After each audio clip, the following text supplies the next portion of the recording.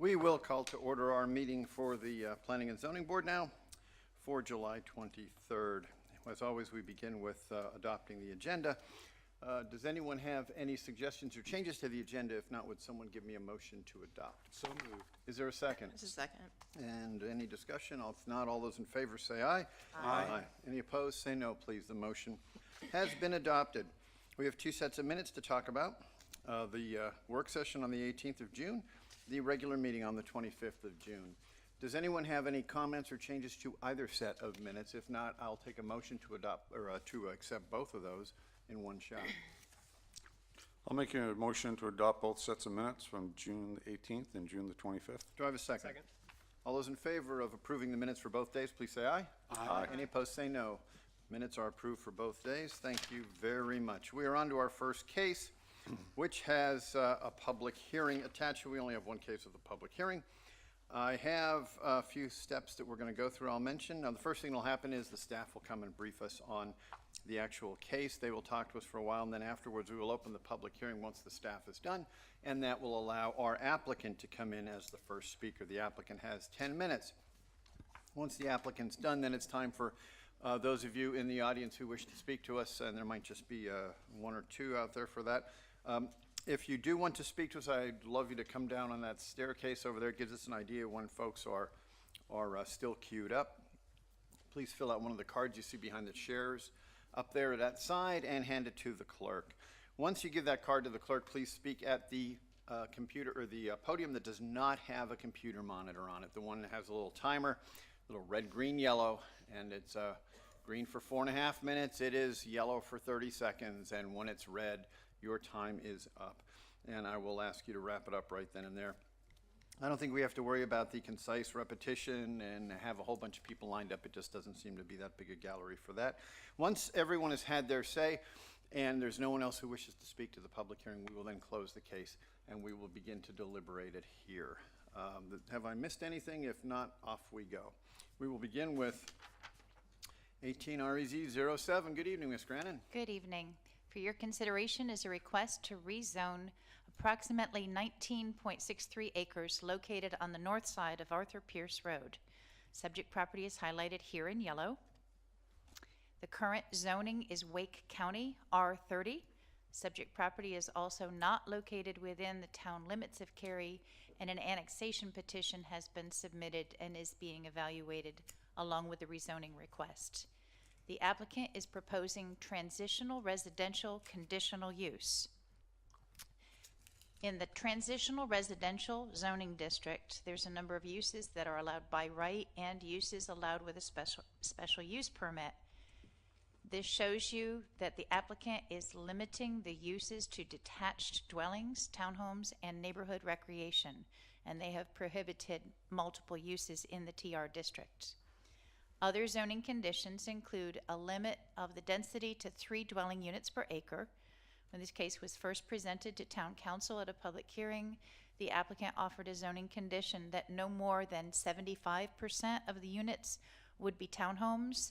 They've since modified that condition and they're now limiting it to no more than 60% of the units. They're proposing community gathering space of at least 8,000 square feet, which is approximately double what would be required by the ordinance. They're proposing that Arthur Pierce Road would have a 50-foot streetscape, which is required per the ordinance, but the zoning condition states that this would not be averaged or reduced. So that means there would be a minimum width of 50 feet.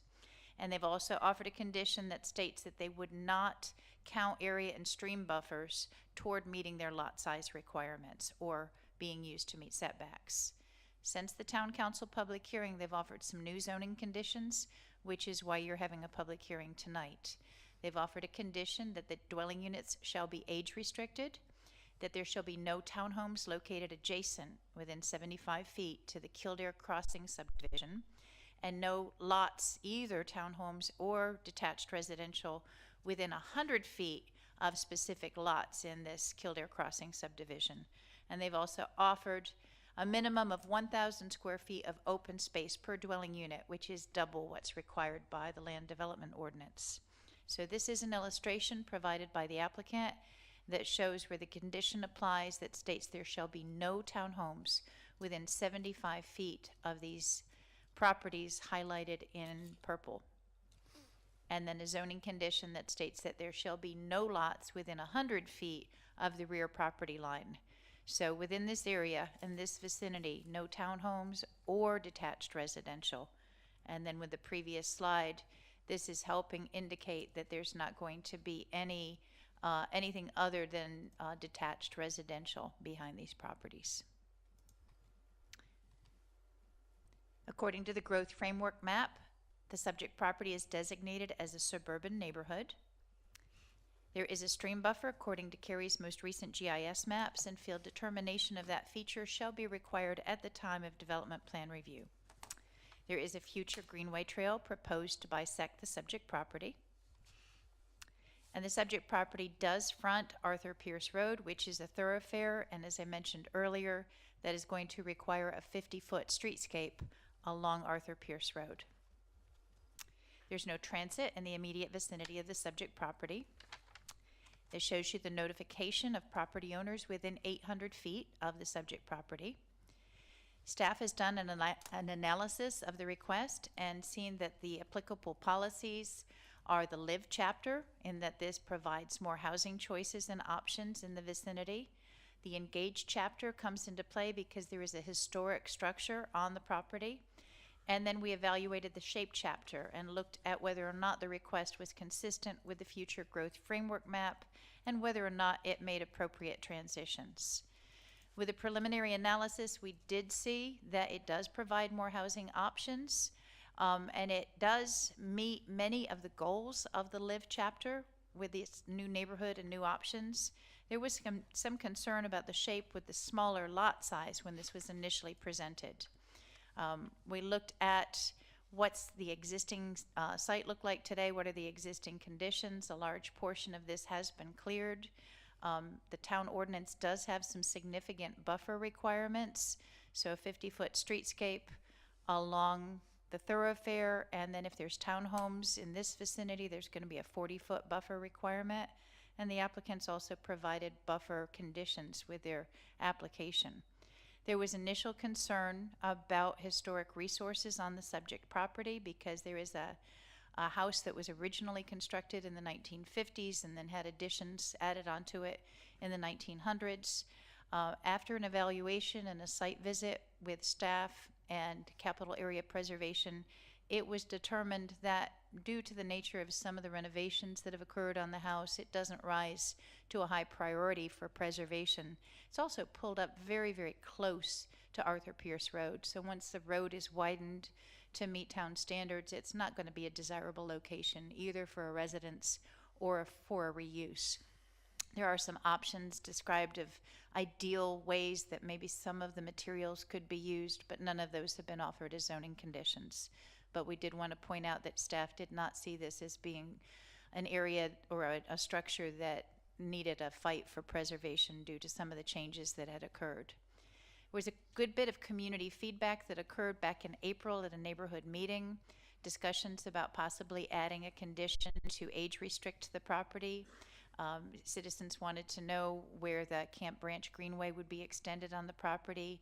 There was some concerns about the area being designated for a future park site, and this was looked at as a potential location for a future park site, but the town does not own the property, so there were no plans in place for that. Just communication on our master plan that this would be an area where we'd like to see a park. Number of residents from the Kildare Crossing neighborhood expressed concern about residents here using their amenity features, questions about road connections, and staff did explain that that is a requirement for connectivity between developments. And then there was discussion about the nature of the proposed 2-unit townhomes. So and then at the town council public hearing, there were 3 speakers from the neighborhood who echoed some of those same concerns that were heard at the neighborhood meeting. Concern about the transitional residential density. Number of folks wanted to make sure that they had single-family detached homes next to the existing neighborhood rather than townhomes. Concern about trees, wildlife, and roads, traffic, and connectivity. Staff's recommendation is that this request is consistent with the Imagine Cary Community Plan, specifically with the Live, Shape, and Engage chapters. The use of the detached residential and the townhomes at this location is consistent with the Cary Community Plan for a number of reasons. We did have concern about the smaller lot size. Typically, you'd like to see quarter-acre lots in this suburban neighborhood. But because they've offered so much additional open space and they've respected the buffers and limited the number of townhomes that would be proposed here, we felt that that outweighed the concern about having the larger lots. And therefore, staff's preliminary recommendation is for approval. Following the applicant's comments and the public hearing, I'll be available to answer your questions. Thank you. The applicant begins our public hearing for this evening.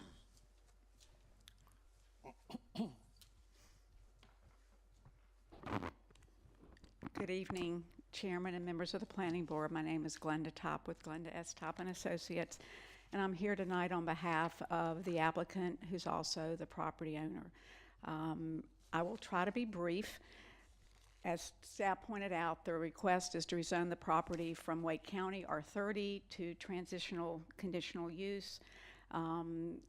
Staff did a great job outlining the concerns that were raised at the public hearing. Want to point out that after the public hearing, we did meet with several of the property owners within Kildare Crossing. It was a very productive meeting. After that meeting, they did go back and take a poll or contacted other members within the community to make sure that what we were discussing at that meeting were conditions that pretty much everyone agreed to. So what I'd like to do tonight is just very briefly go over those policies that the proposed rezoning comply with and show how we are compatible with the Cary Community Plan. First of all, the property is located within the suburban neighborhood category in the Cary Community Plan. It does allow both under the predominant and the secondary use, both single-family detached small lots and townhomes. Those are the two uses that are proposed on the property, in addition to neighborhood recreation. In terms of looking at the Live chapter policies, the first one is policy 2 in terms of addressing the need for more housing choices for all residents. As you know, in the Cary Community Plan, it does discuss the need for a variety of housing types. In particular, it discusses the aging of Cary's population. When we came to the public hearing for this case and when we had our neighborhood meeting, we did not have a condition for age-restricted housing. After our neighborhood meeting, it became very clear that the residents of Kildare Crossing wanted that to be a condition of the rezoning. The applicant had no issues with that, so as staff pointed out, we have added a condition that the units will be age-restricted, and the definition does follow what we are asked to provide if we are offering that condition. There's another policy, policy 3 in the Live chapter, and it talks about providing more housing options in new neighborhoods. In the Cary Community Plan, this part of Cary is considered a new neighborhood. Right now, the predominant use in this area is single-family, large lots. We feel that by introducing smaller lots, by introducing a percentage of townhomes, it does allow more housing options in this part of Cary. And I do want to add that providing age-restricted housing here does allow people living in this area to basically have the opportunity to move into a different home as they age and their needs become different. Just briefly touching on affordability, again, I know this is not an easy one to say, but right now with the large lots that are being offered in that area predominantly today, we do feel that the smaller lot and the type of townhome we're proposing would allow a little more affordability and would be in keeping with what seniors are looking for. With the Engage policy, staff did point out that there is a greenway in this area at the site, so there will be access to a greenway. The other chapter that we very clearly meet is the shade chapter. Just very briefly, going over the transitions, as was pointed out, in working with the residents, we spent a lot of time looking at conditions to be offered that provided an appropriate transition from the existing single-family homes to what we're proposing. Initially, we had 75% of the units could be two attached townhomes, which basically means the townhomes would be in units. We went from 75% to 60%. We felt that we needed a little bit of flexibility in laying out the design of the project if it's to be approved, so we did have that number to be at 60%. It was important to the homeowners in Kildare Crossing that there not be townhomes adjacent to their single-family homes, and as staff pointed out in Exhibit A, we do have a list of real ID numbers that specifically address those units. There was also, on the map for Exhibit B, there is a stream buffer, and there's an area behind the homes that really will not allow any development to occur. That shows up on Exhibit B, where it shows where there will not be homes within that 100 feet. We did double the amount of open space for each unit. The community gathering space basically is double what is required by the town's land development ordinance, and we are complying with all buffers and streetscapes. As far as a streetscape on Arthur Pierce, there is a provision in the ordinance that does allow it to be averaged, but we have a condition in there that says it will not be averaged.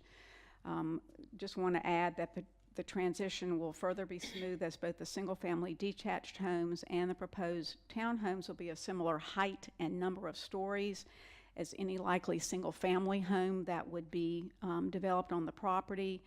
And also, if you've seen the townhomes that are two attached, they look very similar to just a larger single-family home, which we also feel blends in nicely. Transitions, as you know, is a very important part of the Cary Community Plan, and based on the conditions that we've offered, we feel very strongly that we've met the test of an appropriate transition. In summary, we believe that the proposed request is appropriate for this location.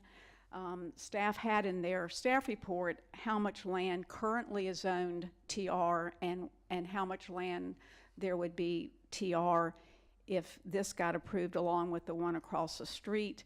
And basically you're only talking about roughly 4.75% of the property as defined by staff that would be zoned to TR. Again, the demographics of Cary is changing. Citizens want to have choices in the types of homes that they live in.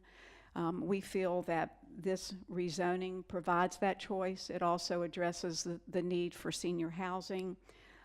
We feel very confident that we listen to the neighbors and we address their concerns. And in your staff report, it is pointed out that the planning board is to look at whether or not the proposed rezoning is consistent with the Cary Community Plan. In our opinion, we believe the answer is yes, and would like to thank the board for the opportunity to address you tonight and ask for your support. And I'm here to answer questions, as are other members of the team. Thank you very much. Thank you. The public hearing is now open to anyone else who wishes to speak, and if anyone does, just wave at me or stand up or give me some indication that that you're here for that. And here we go.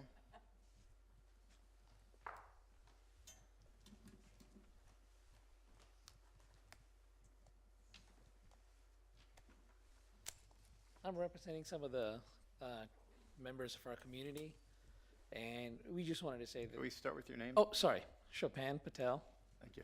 and we're just in an agreement with them. They did listen to our concerns, and they have everything you see is pretty much what we had. A lot of it was what we had requested, and they have addressed it. So we don't really have any objections. That's it. Thank you. Thank you. Anyone else? All right, I don't get any indication, so I'm going to wrap up the public hearing. Our public hearing is closed. If anyone has questions for the staff or for the applicant, go right ahead. How about if we start on this side of the room and just go on by? I have just a couple questions. One is, with that development, I think that Arthur Pierce is designed to be a three-lane road, and so the applicant will have to make the proper amenities on their side of the road to Correct. accommodate that. Along their frontage, Along their frontage. road widening and sidewalk. And nobody spoke to, or at least in any depth into, the historic property that's on that site. I've read the report, and I'm just curious if there's any update on the disposition of that, understanding that the limitations and what can be done with that structure, et cetera, and the proximity to the road. And I looked at it, and it's not in very good shape. Sure. The applicant has agreed to, in the staff report, there was a list of things to consider in terms of providing, like, was it the kitchen? Or I think the staff report mentioned trying to sell or whatever those listings are, so we're willing to do that. So I think it was clear that the actual saving of the house was not practical, but we are more than willing to look at the recommendations of staff and do that. We're very committed to making sure that if those things can be reused, that we would provide that opportunity. Okay, thank you. You're welcome. Is that it? That's it. Steve? No questions.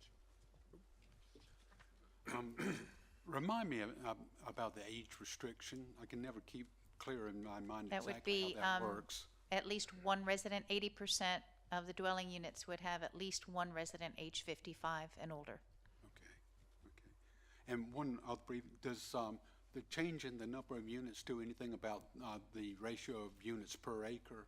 The overall density stays at 3 dwelling units per acre overall. This just reduces the number of townhomes.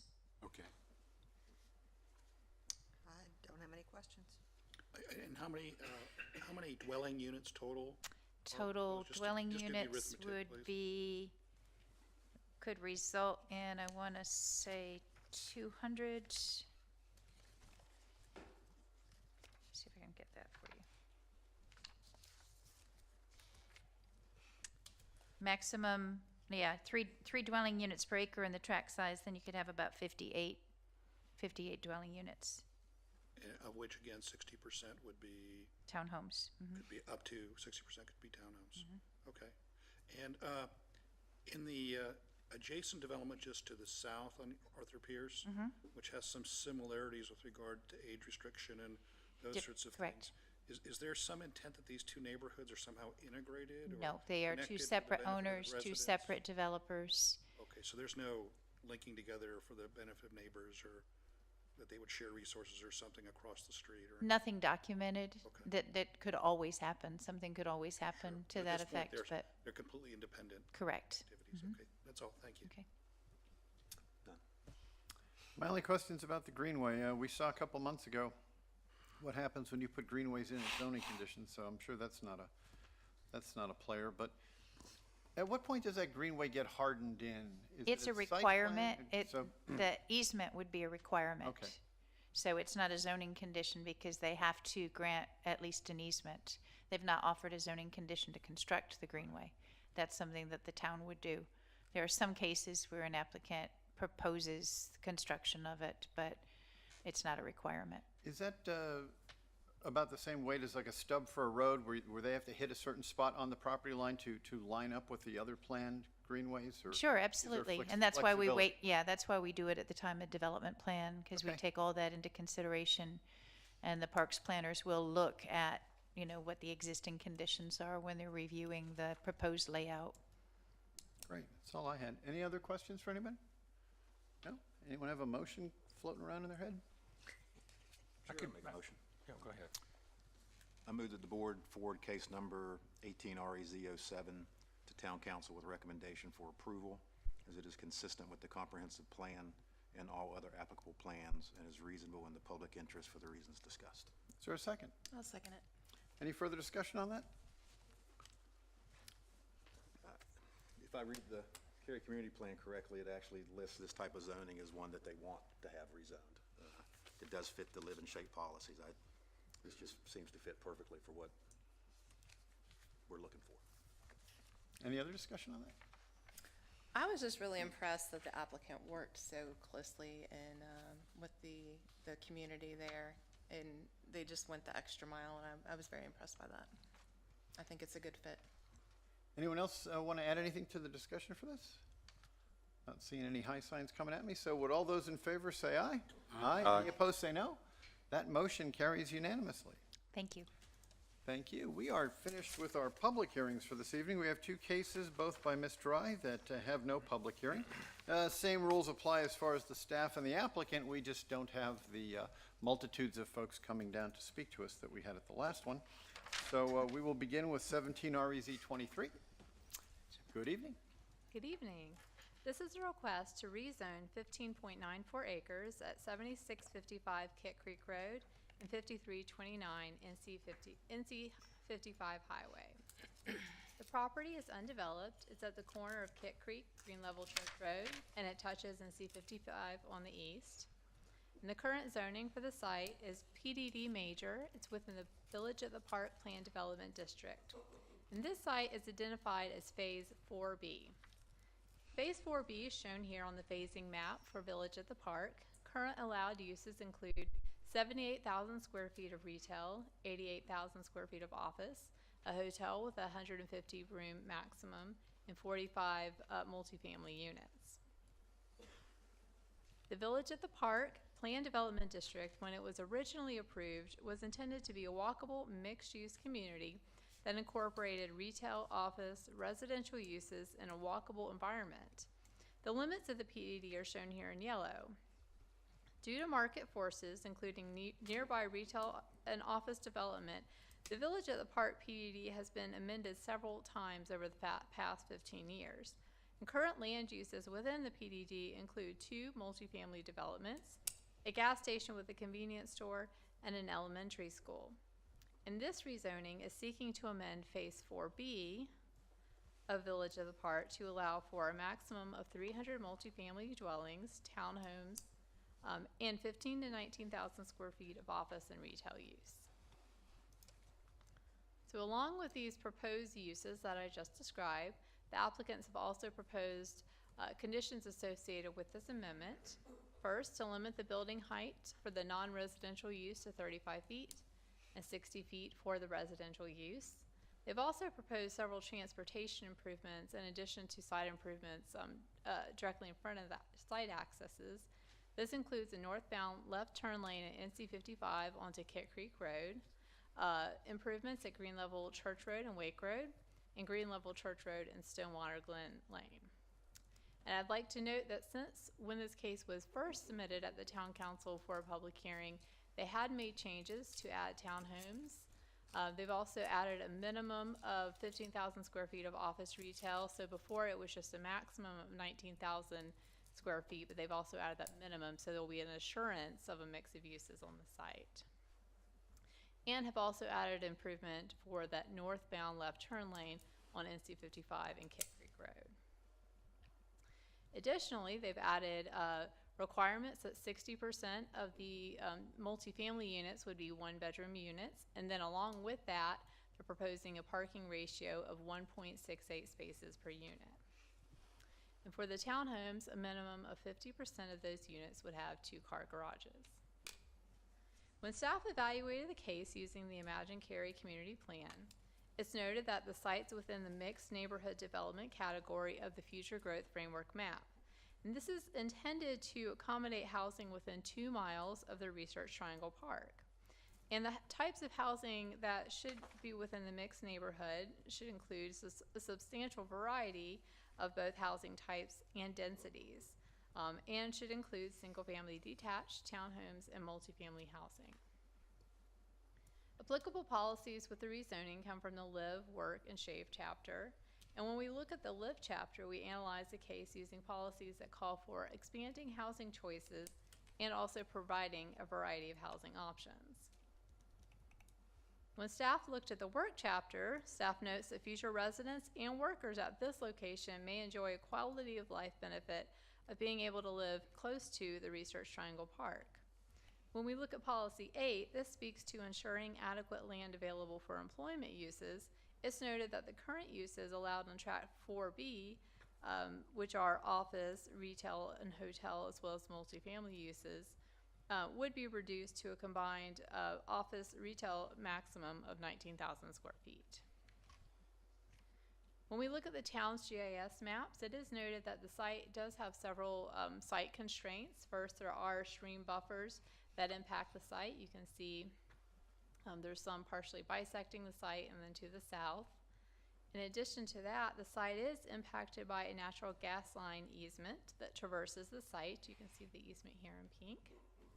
And although there are development activities that can occur along natural gas pipelines, if approved by the pipeline company, which is the easement owner, these types of improvements can typically include parking lots and driveways, but typically not buildings. So again, you can put a parking lot or driveway over this natural gas line easement if approved, but not a building over the easement. When we look at the Parks, Recreation, and Cultural Resources Facilities Master Plan, street side trails are proposed along NC 55, Kit Creek Road, and Green Level Church Road. And these trails have been constructed on NC 55 and Kit Creek Road, and any remaining gaps would be constructed with the corresponding road frontage for the site. The town has also identified a future community park approximately 0.4 miles to the south of the site. When we look at the transportation plan, Green Level Church, Kit Creek, and NC 55 are all thoroughfares. And the site is adjacent to a GO Triangle transit route on NC 55. There was a traffic study completed for this rezoning request. It evaluated intersections within 1 mile of the project boundary, and the applicant has offered to complete most of the transportation improvements at the intersections recommended. And in addition to the improvements at the site drives for this development, the applicant has offered improvements at Green Level Church Road and Stonewater Glen Lane, shown here. Also at Green Level Church Road and Wake Road to the north of the site. And then they've also offered side access improvements as well as this northbound left turn lane at the intersection of Kit Creek Road and NC 55. And it's noted by staff that this northbound left turn lane would provide some additional capacity and satisfy some of the area's traffic needs. There was a neighborhood meeting held for the site last fall, and there were no attendees at the neighborhood meeting. Staff has received just a few phone calls and emails about the request. We've heard no opposition to the request, and even some support expressed from nearby residents. This case was heard initially at a town council meeting in January, and it actually went back to the town council for an initial public hearing in June. And that is because since the initial public hearing in January, the applicant offered a request to reduce the parking ratio. And in the town's land development ordinance, it states that once a zoning condition has been offered after the initial town council public hearing, those zoning conditions can only be more restrictive. So because they wanted to reduce the parking ratio, that's perfectly allowed to request that. They had to restart the process.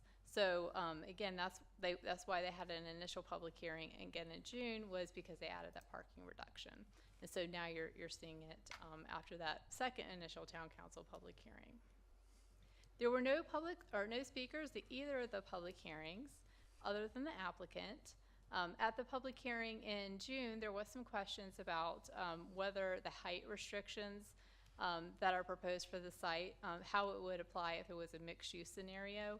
And since then, staff's confirmed that when you have residential over non-residential, the non-residential height restriction would apply to the building. So staff has completed an analysis of the case using the Imagine Cary Community Plan and has found the rezoning to be consistent with the Imagine Cary Plan.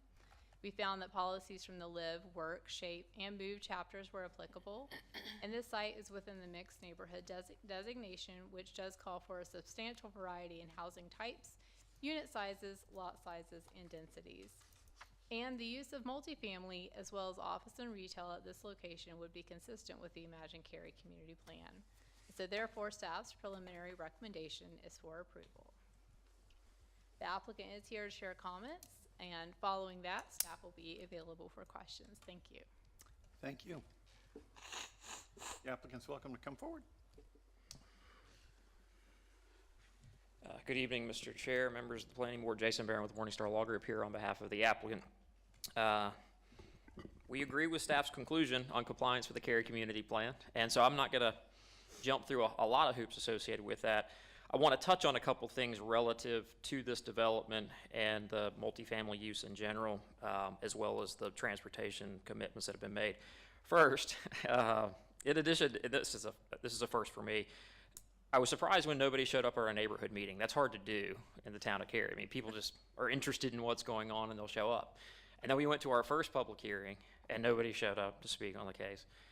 And then we went to a second public hearing and nobody showed up on the case. I mean, I thought for sure we would draw somebody. You know, at the third time you get a notice from somebody that something's going on, like, all right, I should probably pay attention to this. I threw the first two away. It's remarkable to me that we weren't able to draw a single speaker at any of our meetings. And as Katie indicated, the only person we've really heard from is somebody who supports the case. The only person that has reached out to us is somebody that supports the case. Four things that I want to highlight. One is the need for multifamily in this area, and so I brought this slide up at our first public hearing, and it's a good one because the three words in the right-hand side of that slide, Research Triangle Park. This site has incredible proximity to RTP, and as you all are aware, multifamily continues to be a hot commodity in this marketplace, especially in Northwest Cary. And the reason why are those three little words, Research Triangle Park. And as you all are aware, the jobs, we continue to attract employers to the Triangle. The jobs aren't going away. We are living at a really nice time in the Triangle as we grow from a small bedroom community to really a major player in the international market, and RTP continues to be a big part of that. RTP also continues to be a place where there are no residential opportunities. There's no housing in RTP whatsoever, and in fact, until they change something legislatively, there's an agreement there won't be any housing in RTP. It was, traditional office concept when it was designed, and so we're going to continue to see an influx of multifamily because the jobs continue to come to the marketplace. In Northwest Cary, there's going to be a continued demand for multifamily because the folks that are coming here, their employees need a place to live. I want to touch on a couple things. One is that there is a minimum amount of non-residential associated with the proposal. That's an unusual step for applicants that I work with on the multifamily side. It's also a reflection of the fact that you have to drive a little bit further down 55 in order to get to non-residential opportunities. So I think in the eyes of this particular applicant, having some opportunity to do either retail or office is overall going to be a benefit to the tenants that will be locating to this site. And so I was pleased to work with my client as well as the planning staff on coming up with a commitment to not only make it possible to do 19,000 square feet of non-residential, but also to make it a requirement that there will be at least 15,000 square feet. And there's nothing prohibiting that 15,000 from being vertically integrated or horizontally integrated. That's probably going to be something that's determined at the time of site plan. Third thing I want to talk about, significant road improvements. One of the things that we continue to work with the staff on, and you all are aware of the amount of the volume of traffic that 55 carries. And so the last change that was made to the zoning conditions relative to transportation was a significant change. Our team, my client and their engineers guesstimated that the cost of just that last improvement is north of $300,000. It's a significant improvement that's being made to 55. Overall, there are a lot of transportation improvements that are occurring as part of this case.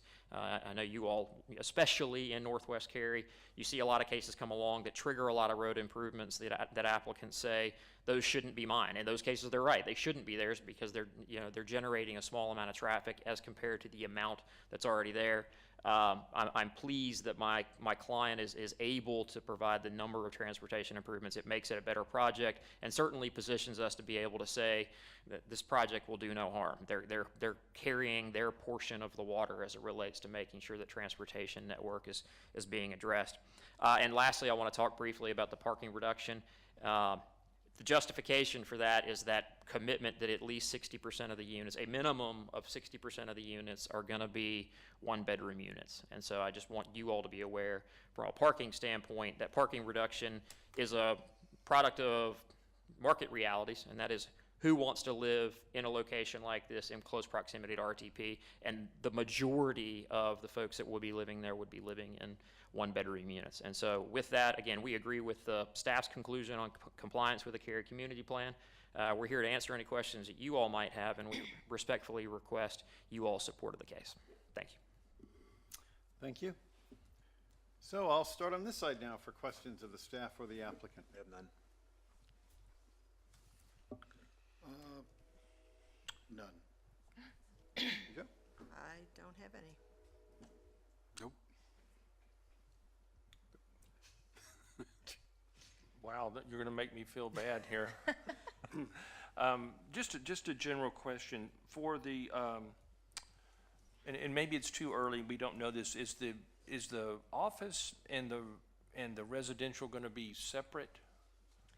They don't have any location criteria called out in the plan development district document. So it could be separate or it could be mixed. But they don't have, I'm thinking stacked. oh yeah, it could be mixed. Vertically or horizontally. They don't have that called out in the document as it's written right now. And you guys would just negotiate that later? Or Yeah. The see applicant could propose either option within the parameters of the way they have their document set up at this current point. And if they did that, that wouldn't have any effect on what we're doing now. The ratios would all stay the same. Right, we would be looking to make sure they're not exceeding that 300 multifamily townhome unit and not going underneath the 15,000 office retail or above that 19,000 office retail max. Okay, that's it. Thanks.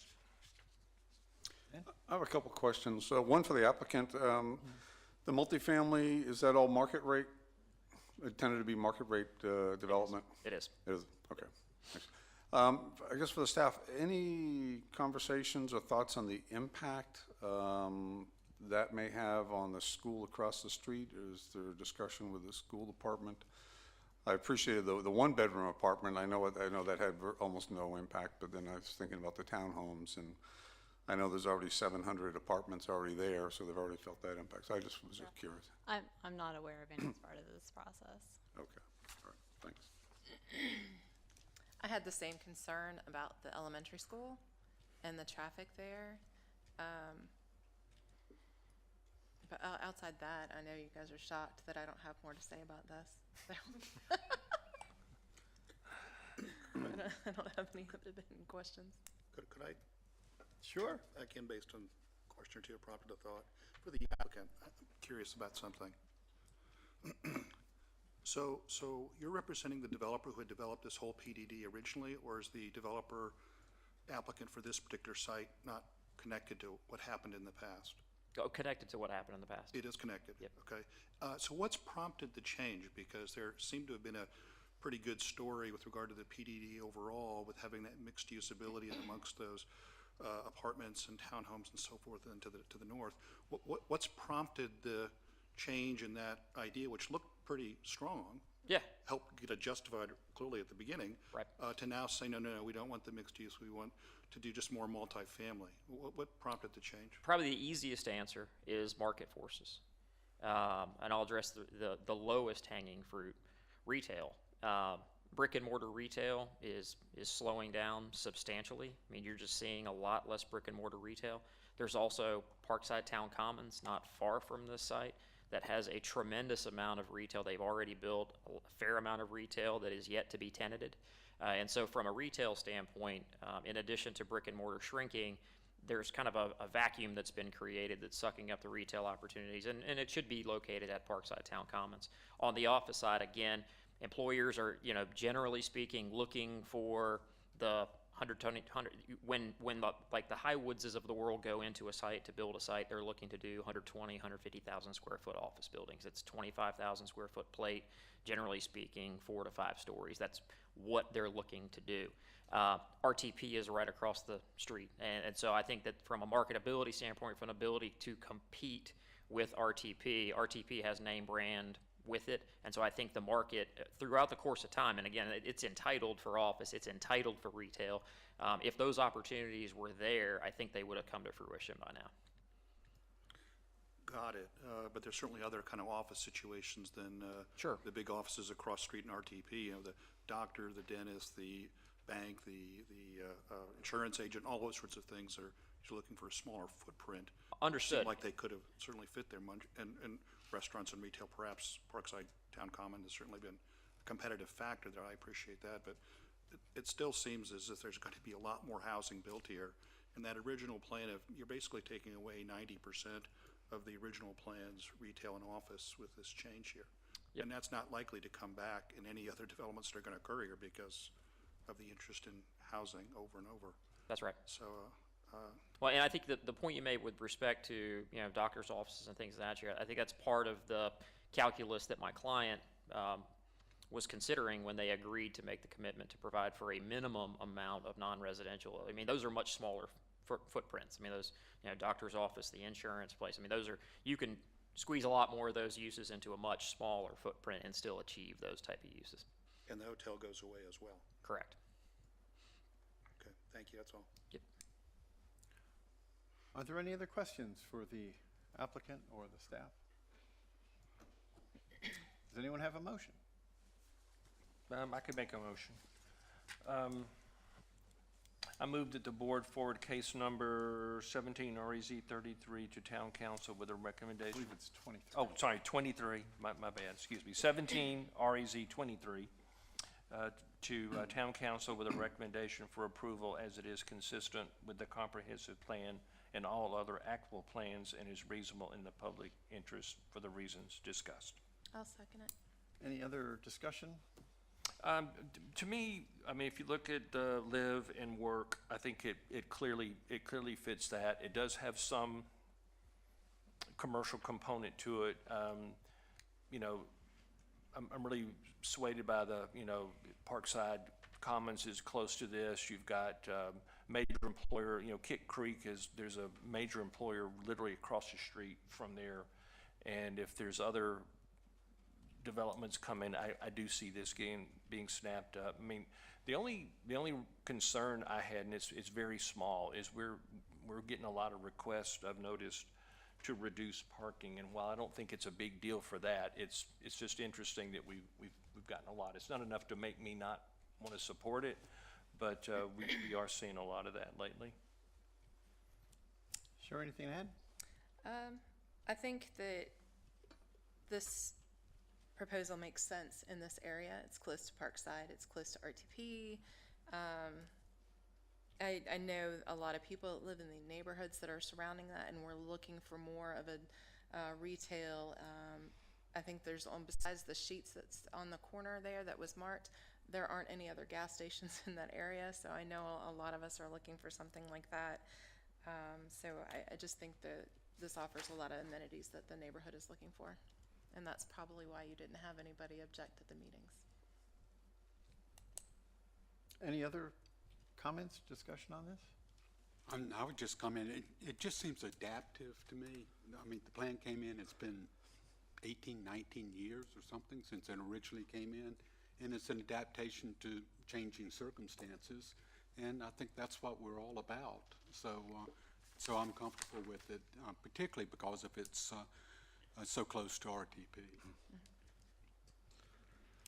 I guess a couple of comments. One is the adaptation, the mixed use that's going to go there.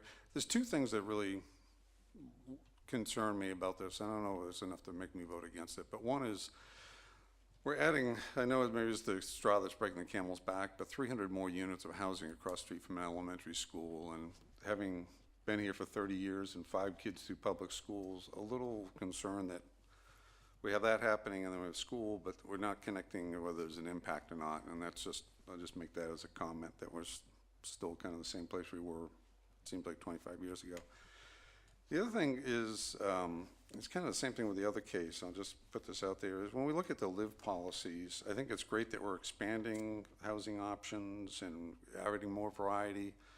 I think, though, that when we look at policy 6, we're taking about as broad a definition of affordability as we possibly could, and I don't think it meets the intent of what was in the plan. And I think at this point, we're just looking at affordability as being relative. I mean, these are going to be market rate units. I bet you a one-bedroom's going to rent for $900 to $1,000. That's what the current market is at Class A new apartments. 2 bedrooms are going to go around 12. And I don't know what the townhomes will go for, but in the market right now in Cary, there's nothing starting less than $275 and going well on up there. In this other case, the applicant had offered a comparable development, so those are going to be $350,000 houses. If I'm moving down from a $500,000 house, I guess that's affordable. But you know, if you look at a definition from the CD Community Development Block Grant, HUD, home, whatever, it just seems to be a broad interpretation of what we meant in the plan by affordability. So I'll just 2 comments regarding this. Good point. Anything else? Yes. You've asked if we're going to say no to say something in Yes, advance. absolutely. I think Ms. Dry's analysis on the policies with regard to live and work were right on, and I think she hit the right things. Here's now the dilemma of what do you weigh more? And the way this is being recommended is the housing is so good, it's worth more than the office and retail and hotel that we lose. I actually think the weighting is the opposite. I think the original plan was actually pretty good. And when we looked at the zoom out of the map, there's a lot of trees and stuff still in that area going towards the Wake County line to the west. We all know those are probably going to be filled in with housing sorts of things, or many of them likely. And you know, there'll be more housing to come, but nothing like this will ever come again. So I'm very reluctant, you know, when I look at those 2 things there, in anticipation of other housing, but also just what's going on here. And Dan's comments, I think, were also germane as well on this. I think the current zoning is actually more consistent with the plan than the proposed zoning for that reason. So I will say no, because of current zoning, I think is more consistent. Thanks for pointing that out. Do you have something you want to say? I just want to mention something about the parking lots that Steve mentioned. I think we're really early into the process here, and we're the kind of community that it probably will be late to have this happen. But with everything changing, with like Lyft and Uber and who knows, self-driving, whatever coming around, a vehicle sitting idle in a parking space is nowhere near as common as a vehicle out doing so. And I'd be very interested in the coming years to see what kind of studies are done on those things, and maybe things like parking ratios change because of that. And I think we're just at the beginning of it. And again, if this was a real heavy urban environment, we might be further along where a study like that might be warranted. But in a couple of years, it could be a fascinating thing to look into. Any other statements or questions? Yes. I think I'll pipe in. To kind of, I guess, echo some of what Victor said, I think it's, especially in Northwest Cary, it is a bit disappointing that we're losing potential office space. I think overall this is a good project and a good fit. The one thing that I kind of come back to is the fact that we do have a lot of vacant business industrial land just north of the site. So I feel a little reassured that that's not really going to be that big of a loss. I can definitely understand the applicant's perspective on the retail piece. I mean, you do have a big Parkside Commons right down the road. So I don't really think the retail works in the space, and the applicant's willingness to include the 15 to 19,000 square feet in addition to the residential, I think is definitely going for it. But I can definitely see the loss of the office, and I think that's really going to be a burner for that area. Can I make one little Sure, follow-up? by all means. I also, just to kind of dovetail on that, the real big persuader for me is Parkside Commons, you know, because there is vacant retail there. They're building a new hotel there as well. So if that wasn't there, then I would have felt differently about this, but that really was the swing for me. I agree with you. Anyone else? I shall swivel back and forth, and seeing no one, we'll go ahead and call this to a vote then. Would all those in favor of 17 REZ 23 please say aye? Aye. And those opposed say no? No. No. 2. Okay, so we pass this motion by 7 to 2. Thank you very much, and we will move on to 17 REZ 33, which is our last case for the evening. Hello again. right, so this case, for your consideration, is a request to rezone 10.94 acres. This is at the northwest corner of Macedonia Road and Jones Franklin Road. The site, as you can see here, is currently mostly undeveloped. There are a few single-family homes on the site. You can see some pictures of what it looks like. Here's one of the homes on Macedonia Road. This is looking at it from Jones Franklin Road. Immediately to the north is the Franklin Apartments, and you can see those apartments sitting next to the site here in this picture. The site's currently zoned office and institutional. It also is zoned residential multifamily. You can see the O&I portion with this L-shaped parcel right here, right at the intersection. This site is within a mixed-use overlay district. This allows it to be rezoned to the mixed-use district zoning. The mixed-use district is a flexible zoning district. It requires a preliminary development plan to be submitted with the rezoning. And in this case, the applicants are proposing a plan for a five-story building with a maximum building height of 75 feet. The use they are proposing with the mixed-use district will be life care community and or age-restricted multifamily. They've added some additional conditions with this. First, to limit the roof so that it will have a mansard, gable, hip, or shed style appearance. They're proposing their stormwater control device. You can see that located here near the intersection of the two roads. They're proposing 8,000 square feet of community gathering space. You can see that located here in the green block. Proposing a pad for a future transit stop on Jones Franklin Road. And the modifications that would be effective with this rezoning would include the removal of one champion tree. They're also requesting to waive the requirement for an internal street network. And what that is when you have a site of a certain size that's in between two thoroughfares or a thoroughfare and a collector, and this site is between a thoroughfare, which is Jones Franklin Road, and a collector road, there's a requirement in the town's ordinance that an internal street connect the two sites. So you would have a street going from Jones Franklin to Macedonia. So they're requesting that this requirement not apply. Now, you would still be able to traverse the site through the parking lot. So they've got an access here on Jones Franklin, and you would be able to get across to Macedonia Road, but it would be through the parking lot and not through the internal street network. And they have provided a justification in the staff report. The applicant's also proposing a parking ratio of 1.39 spaces per unit. So I'm going to talk a little bit more about the champion tree and the request to remove the one champion tree. As noted in the staff report, when originally submitted, there were 3 champion trees that were considered candidates for champion trees. However, when the applicant submitted their arborist report, due to the health of and other factors with these trees, they do not meet the criteria for a champion tree, so they're no longer considered champion trees. There is a 54-inch water oak that does meet the criteria for champion tree.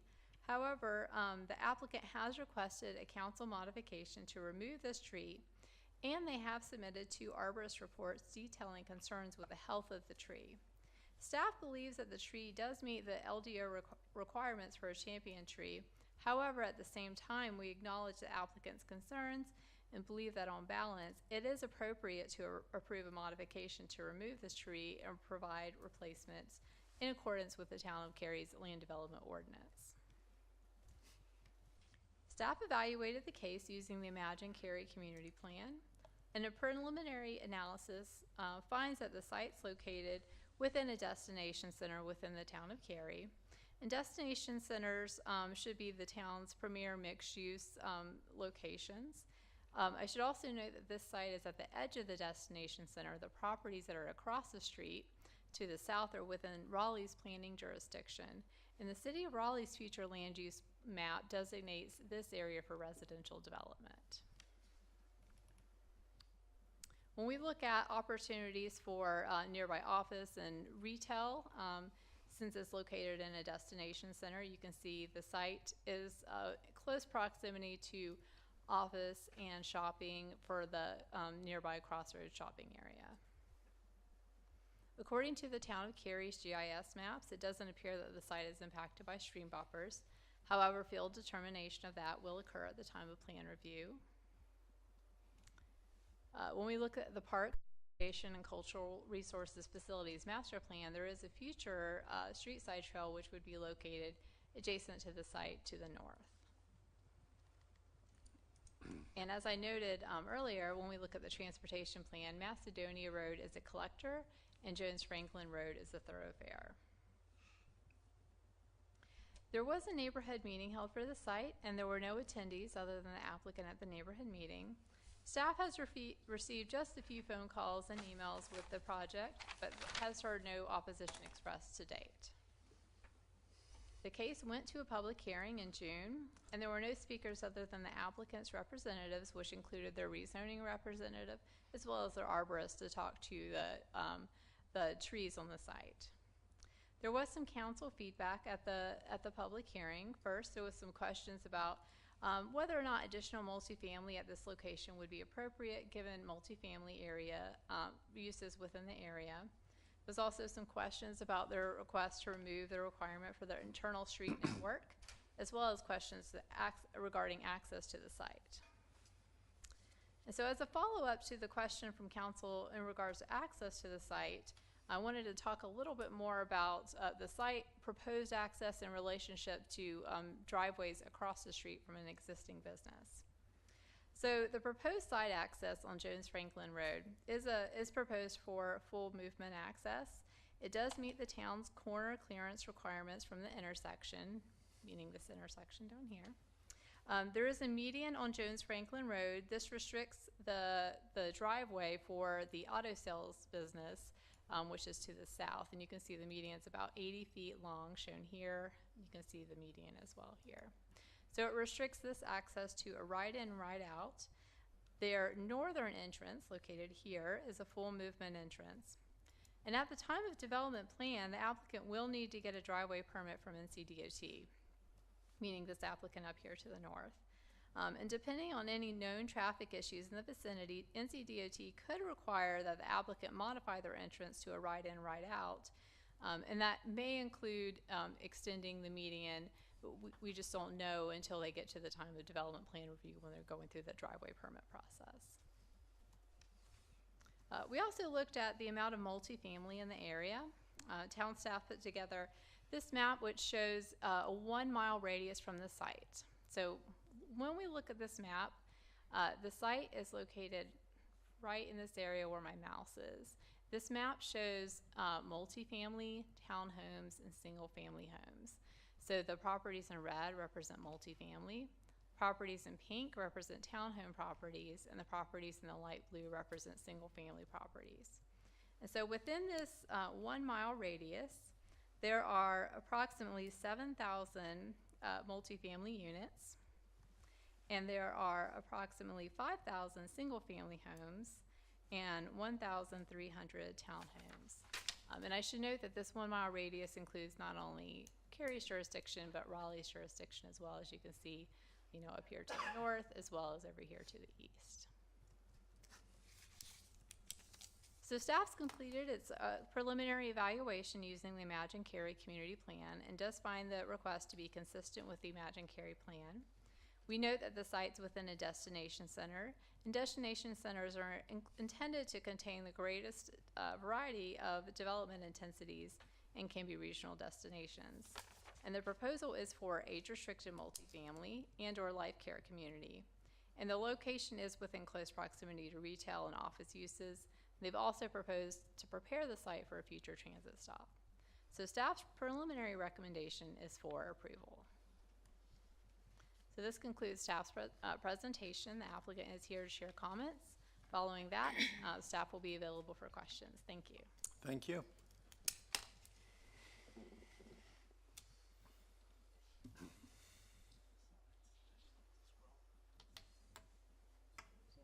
Yeah, sure. Good evening. My name is Neil Gish. I'm with the Morningstar Law Group, and I'm here representing DeWitt, Carolinas for this rezoning. Thank staff for their presentation. We worked thoroughly with them throughout the process to get to this point, and we also have with us Mr. Stephen Beatty with the applicant group, and Robbie Bell, who is with B&K. He's the site engineer for the project.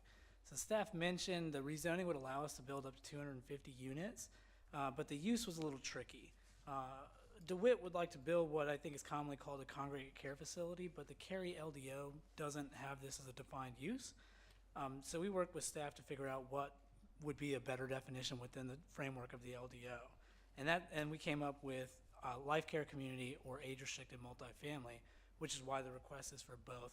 As you can see on the PDP, though, we're talking about one building, so I mean it's going to be one use, one or the other, basically. I think it's a misnomer to call this a multifamily development. That is just what it can fit into in the Cary LDO, but this is not really a multifamily development at all. This is not truly an apartment complex. Instead, it's more of a senior living facility which offers a level of services catered to that population. Clearly, the project is age targeted, and that's a growing demographic in Cary. There was a 2015 study by the Aging Issues Task Force that found that 5,000 Cary residents turn 65 years old every year.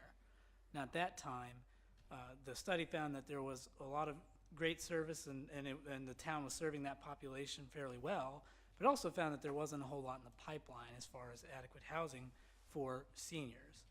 And that probably explains why some of the guidance in the Cary Community Plan speaks specifically to encouraging age-targeted projects to develop around goods and services, because access to those, it's important and is considered very valuable for our senior population.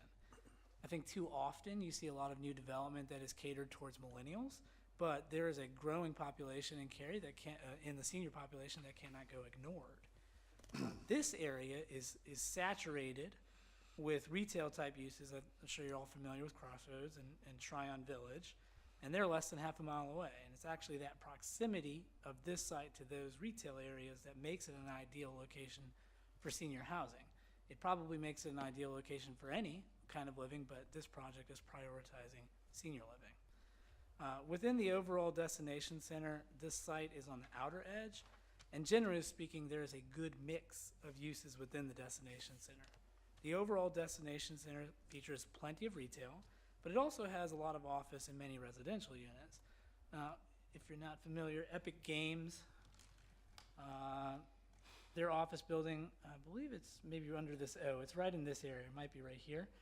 But this area generally, this is about 500,000 square feet of office. So there's plenty of office in this destination center. This destination center, generally speaking, is horizontally integrated, has a nice mix of uses, pretty evenly spread out, but it is horizontally integrated, and we've tried to carry that through with the design of this project. The site makes sense for this site to be a residential development because just beyond this, outside of the destination center, that area is slated for residential uses in the in the city of Raleigh future land use map, and it has actually developed in that manner. So keeping that in mind, we've designed the site such that the parking field for our intended use doesn't dominate the frontage, and we thought that would make a softer transition and help do that horizontal integration in a respectful way. And I think that speaks a lot to how DeWitt is trying to be a good neighbor. As staff mentioned, we do have 3 minor modifications. I think the first one maybe doesn't come as a surprise because I believe the town is reviewing their parking standards in recognition of the kind of excess ratios that exist there. But we're requesting a parking ratio of 1.39 spaces per dwelling unit as opposed to the 2.25 that would be required. We're also requesting a modification to remove a single champion tree. The tree, by all accounts, it's a beautiful tree. However, we've had 2 arborists come out and take a look at it and determine that it is not a good candidate for preservation, primarily due to the fact that there are 2 or more limbs that are dying and there are signs of disease. I believe the town of Cary has also sent out its own arborist and have evaluated the tree independently, and I understand that they've reached a similar conclusion and are in support of this request to remove a single champion tree. The final modification is to allow the site to be developed without making the required street connection between Jones Franklin and Macedonia. Now that required connection would be a street, and generally streets do not allow for perpendicular parking. Instead, we're proposing still to make the connection. It would just be through our parking lot rather than a full-fledged street. So the connectivity still would be achieved, it just wouldn't incentivize cut-through movements. And in our estimation, the only purpose of a street through our project site would be as a cut-through to avoid the light at Macedonia and Jones Franklin. Given that the use is intended for senior living, we didn't want to encourage cut-through traffic. But if there ever was an accident or some blockage at the intersection there, you could still get around it by going through the site. That would be available. As I stated, we're excited about the project. We think it makes a lot of sense given the demographics in Cary. And we're looking forward to your feedback and hope to have you all support. Thank you very much. Thank you. I'll go to the right. We'll start from there. Any questions? I don't think so, not on this one either. I have one question about Jones Franklin Road. It looks like it's kind of the demarcation line of between Cary and Raleigh. So is Jones Franklin I know it's a DOT road, but would it fall under, I guess, Raleigh or Cary? I'm just wondering about, we have some of our roads, we have streetscapes, and we have, we have aspirations for how we want to see our streets. Is that something that could apply to Jones Franklin, or is it in that case it'd be Raleigh Road? So they would have to do widening and, improvements along their half of the cross-section to the north. They would have to put in a streetscape, and they're showing, a streetscape on Jones Franklin Road. And to answer your question about how that would, whether or not it would be consistent with what Raleigh is requiring across the street, I don't know that off the top of my head. Oh, I'm just wondering, but so we get to control our side of the road? Yes, Yeah, absolutely. Okay, all right. And then NCDOT still needs to weigh in on some of the traffic measures, et cetera. Yeah, and in requirements that particular, they'll the have. access requirements. Okay. All right, thank you. That's all I have. Okay. Questions? Moving right along. No questions. Access. It just seems to me that either it is or it isn't, but it is, but it isn't. This is going to be a private thing, right? Private property, so to speak. So anyone who wishes to use it as a cut-through, not as a high-speed cut-through, will totally be empowered. There won't be no-through traffic signs on here or anything like that, right? Not that I'm aware of. Okay, that's my only question I had on that. Because what we're trying to do is a waiver to not have to have it. We're not saying what we have suffices as access. The request is to not be required to have access. And so that way what you have is, hey, what we've got is kind of nice, but we're not required to have this. So that's where we're going. We're not saying this is what we have as an access to meet the requirement of access. We're trying to just say. I'm not sure if I understand your question, so I'll try to give an answer. Please let me know if I'm not addressing your question. So the town would require a road connecting those two streets. Right. And you're not allowed to have the perpendicular parking along that road.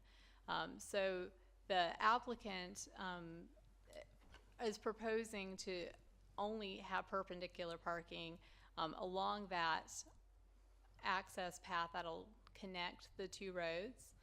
So because of their site layout with the parking, that wouldn't qualify as a road. So what they're saying is they can't meet that requirement to have an internal road connection. Okay, so we'll have an internal connection, it just won't be a road per se because of the Right. parking. Okay, that's good. That answers it. Thank you. No, don't have any questions. Just a couple of real quick ones. The height of this building, how does that compare to the apartment just to the north there? That's multi-story. Would that be shorter, taller? It's going to be taller. Going to be taller. It's going to be taller. So the Franklin to the north, is that the one you're Right there, your referring mouse is right on it. Yeah, so this is a four-story building, Okay. and they're proposing five-story building. Got it. And buffers again, standard buffers around the whole perimeter. What would those be again, just to refresh? Sure. Give me just a moment.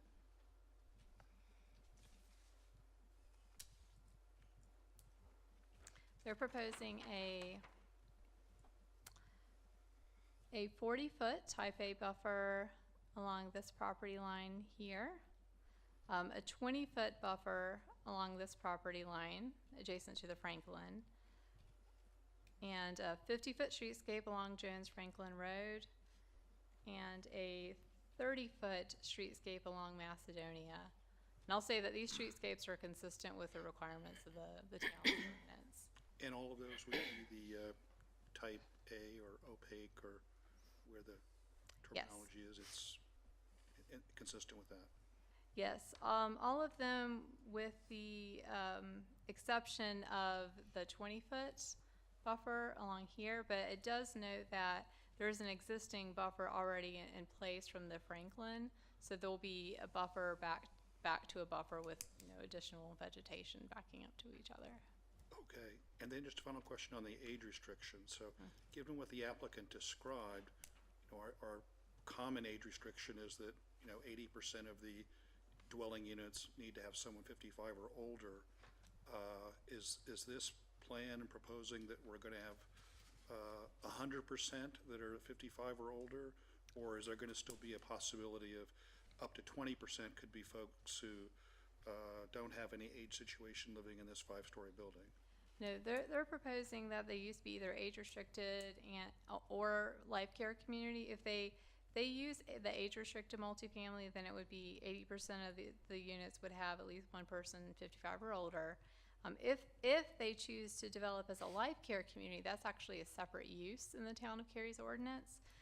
With the life care community, then let's see, people who live there must be at least 62 years or older. So that's a more restrictive, very defined type of senior living situation. And that would apply to 100%.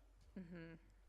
So which is it? Are we leaving the applicant flexibility to do The one or the other? applicants requested flexibility for either use.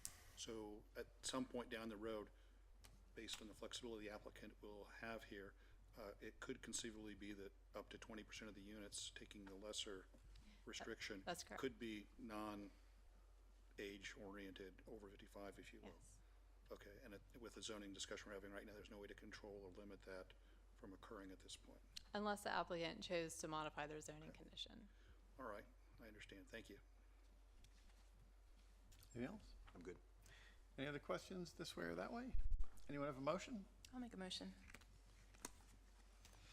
I move that the board forward case number 17 REZ 33 to town council with a recommendation for approval as it is consistent with the comprehensive plan and all other applicable plans and is reasonable and in the public interest for the reasons discussed. Is there a second? I'll second. Any discussion to continue on that?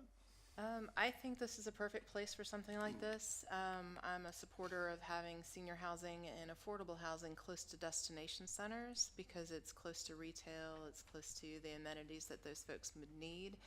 This specific case, I noted that it's less than 10 minutes from a hospital as well, so I think that the location is very practical. All that was said there, and the location also, I think about it in the context of that area, which is not traffic friendly. You get Tryon, you got Holly Springs, you've got Walnut all converging there, and so if there was a use that was going to have a minimum impact, particularly at the peak periods, because I used to have to drive through there in the morning, you know, out of all the things it could, if it was a typical multifamily, it would probably have an impact, but I think given the population and it was after the questions, but Victor, on the third page, when they have a condition, they have their own definition of age restriction, and at least what's in this application is that all units have to have one person who's over 55 or 55 or older. So I think it's a great fit, and I think it's a great mix, and I agree with the comment that it's hard to call this multifamily, but it's what we use, the same way we have self-storage, we call those industrial buildings, but it is what it is. Any other discussion on this motion? The only point for me is, I know there's a lot of concern about the multifamily in this area. I don't know of the 7,000, how many are age restricted, but for me personally, I mean, I support this, but I would have preferred this to be a life care community, so we could have really locked that age in. But I mean, it's not gonna change my vote, but I would hope they would give that, you know, consideration going forward, because just echo everything that was been said, and I think there's a lot of need for that, and we kind of leave the door open when it's this 80% thing. We don't really know what that'll be, but, it's not gonna change my vote, but I just would have preferred it to be a life care. Anything else? No discussion? Then would all those in favor of 17 REZ 33, please say aye. Aye. Any opposed, say no. That motion carries unanimously. And we have reached the end of our cases for this evening. Unless anyone has any new business, old business, or anything like that, then a motion to adjourn would be the next thing So moved. on the list. Second? Second. All those in favor of adjourning, say aye. Aye. Any opposed? That motion is also unanimous, and away we go. We are finished for the evening. Thank you very much.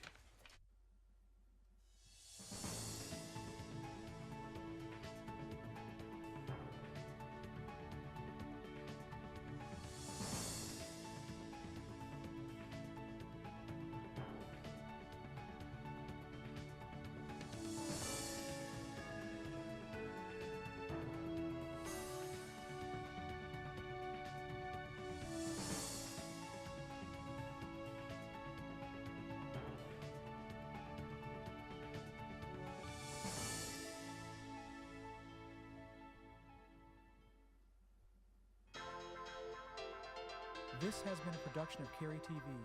Visit the Town of Cary's website at townofcary.org.